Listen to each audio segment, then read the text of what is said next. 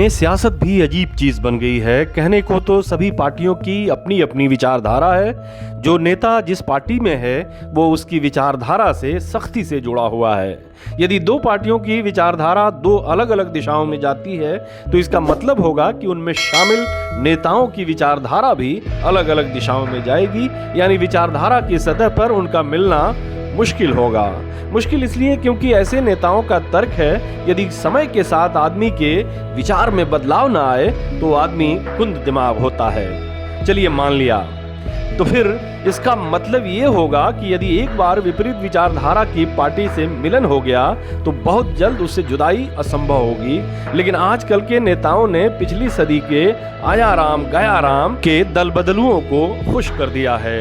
वो खुश हैं कि उनकी बिरादरी में दिन दूनी रात चौगुनी बढ़ोतरी हो रही है। पिछली सदी के नेता गद्दी और सत्ता की चाह में पार्टी बदलते थे और कभी कभी अपनी पूरी पार्टी को ही सत्ताधारी पार्टी में लेकर चले जाते थे। आज के नेता गद्दी और सत्ता के साथ साथ भ्रष्टाचार के मामलों से बेदाग निकल आने के लिए भी ये काम करते हैं, यानी आम के आम और गुठलियों के दाम।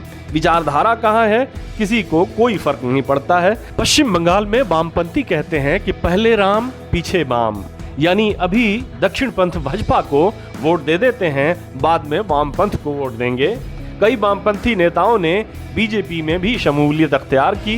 कांग्रेस तो ऐसा लगता है कि बीजेपी की ट्रेनिंग ग्राउंड बन गई है। कांग्रेस की फैक्ट्री से तैयार होकर निकलने वाले नेता अपनी अपनी हैसियत के मुताबिक बीजेपी में जाकर एमपी, एमएलए, मंत्री, मुख्यमंत्री और राज्यपाल तक बन जाते हैं और कभी कभी अपनी सरकार गिराकर भाजपा से इनाम भी पाते हैं। लेकिन नए लोगों के पार्टी में आने का मतलब होता है कि पुरानों के टिकट कटना। जब पुरानों के टिकट कटेंगे तो वो अपनी प्रासंगिकता बचाए रखने के लिए कांग्रेस का रुख करेंगे।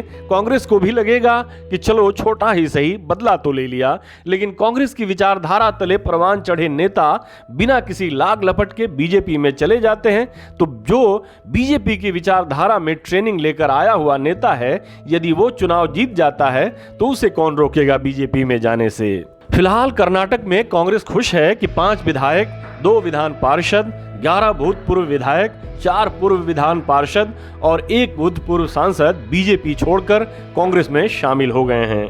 कांग्रेस को खुश होना ही चाहिए क्योंकि इससे साबित होता है कि राज्य में कांग्रेस की स्थिति मजबूत है।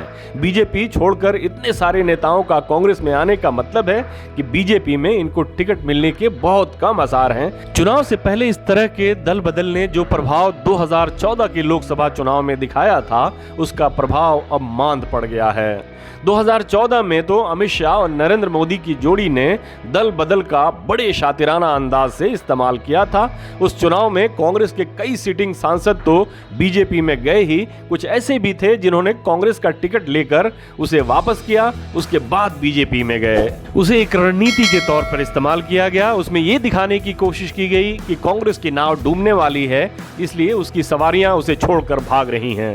बहरहाल अब यह नुस्खा घिसा पिटा और बेअसर हो गया है। इसकी सबसे बड़ी मिसाल पश्चिम बंगाल में देखने को मिली। वहां कई नेता विधानसभा चुनाव से पहले तृणमूल कांग्रेस छोड़कर बीजेपी में गए। मीडिया ने हंगामा मचाया कि बीजेपी पश्चिम बंगाल जीत रही है, लेकिन तृणमूल कांग्रेस की शानदार जीत के बाद बीजेपी में रोते गए नेता हंसते हुए ममता बनर्जी की पार्टी में वापस आ गए थे। फिर भी राजनीतिक दल इसके इस्तेमाल से परहेज नहीं करते। कांग्रेस खुश है कि बीजेपी और जनता दल सेकुलर के नेता अपनी अपनी पार्टियां छोड़कर कांग्रेस में आ रहे हैं, लेकिन इनके आने का मतलब होगा कि पहले से कांग्रेस में मौजूद नेताओं की अपनी उम्मीदवारी से हाथ धोना। उन्हें उम्मीदवारी नहीं मिलेगी तो अपने पास मौजूद विकल्पों को आजमाएंगे। अभी तो सिर्फ 2 कांग्रेसी नेताओं वाईएसवी दत्ता और रघु आचार के नाम सामने आए हैं, जो जनता दल सेकुलर में जाने की तैयारी कर रहे हैं। आने वाले कुछ दिनों में टिकट से महरूम कुछ और नाम सामने आ सकते हैं। बीजेपी ने कांग्रेस के रुष्टों के लिए अपने दरवाजे हमेशा खोल रखे हैं, लेकिन उसके साथ समस्या ये है कि उसे खुद अपने नेताओं के टिकट काटने पड़ रहे हैं। वो कांग्रेस के नाराजों को कहां सेटल करेगी। हाँ, अगर पूर्व मुख्यमंत्री सिद्धारमैया आना चाहें तो उनके लिए बीजेपी मुख्यमंत्री की कुर्सी तक खाली कर देगी। ऐसा इसलिए क्योंकि आजकल बीजेपी का ध्यान कांग्रेस के पूर्व मुख्यमंत्रियों के ऊपर अधिक है। अभी कुछ दिनों पहले ही आंध्र प्रदेश के मुख्यमंत्री किरण कुमार रेड्डी भाजपा में शामिल हुए हैं। अब चर्चा है कि पंजाब के पूर्व मुख्यमंत्री चरणजीत सिंह चन्नी नाराज हैं। नाराजगी की वजह जालंधर सीट से उन्हें उम्मीदवार नहीं बनाना है।